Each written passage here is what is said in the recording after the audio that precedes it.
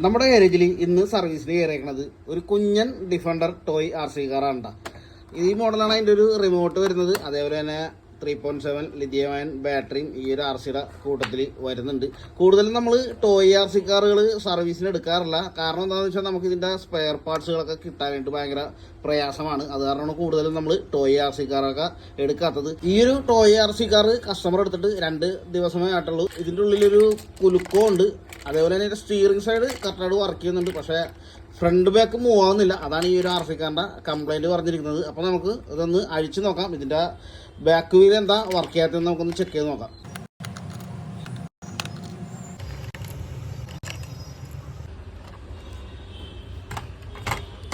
ഈ ഒരു RCയുടെ ഉള്ളിൽ ആ കുലുക്കം വന്നത് ഇതിൻ്റെ ഗിയർ ബോക്സിൻ്റെ സൈഡിൽ നിന്ന് ഈ ഒരു പീസ് പ്ലാസ്റ്റിക് പീസ് പൊട്ടിപ്പോയക്കണുണ്ട്. അപ്പോൾ ഇത് നമുക്ക് എന്തെങ്കിലും ചെയ്യാൻ പറ്റുമെന്ന് നമുക്കൊന്ന് ഗിയർ ബോക്സ് അടിച്ചിട്ടൊന്ന് നോക്കാം. ഈ ഒരു ടോയ് RC കാറിന് വേറൊരു പണിയും കൂടി കിട്ടിയിട്ടുണ്ട്.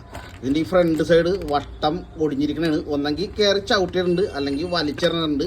അതാണ് ഈ ഒരു RC കാറിന് ഈ ഫ്രണ്ട് ഇങ്ങനെ പൊട്ടിപ്പോയേക്കണത്. അപ്പോൾ ഇതേപോലത്തെ ടോയ് RC കാറിനൊക്കെ ഈ പ്ലാസ്റ്റിക്കിനൊക്കെ ക്വാളിറ്റി കുറവായിരിക്കുള്ളൂ. ഈ ഒരു സംഭവം നമ്മൾ പശയിട്ട് ഒട്ടിച്ചാലും നിൽക്കില്ല. അതേപോലെ തന്നെ ഈ ഗിയർ ബോക്സിൻ്റെ ഇവിടെ പൊട്ടിപ്പോയതും അതും പശയിട്ട് ഒട്ടിച്ചിട്ട് ഒരു കാര്യമില്ല. അപ്പോൾ ഇതേപോലത്തെ RC കാറൊക്കെ മേടിച്ചാൽ ചവിട്ടാനോ എറിയാനോ പാടില്ല. എന്ന് വെച്ചാൽ നോർമൽ പ്ലാസ്റ്റിക് ആയിരിക്കും ഇങ്ങനെയുള്ള ടോയ്ക്കൊക്കെ വരുന്നത്. ഇങ്ങനെയുള്ള RC കാറൊക്കെ മേടിച്ച് കഴിഞ്ഞാൽ മാക്സിമം സൂക്ഷിച്ച് ഉപയോഗിക്കുക.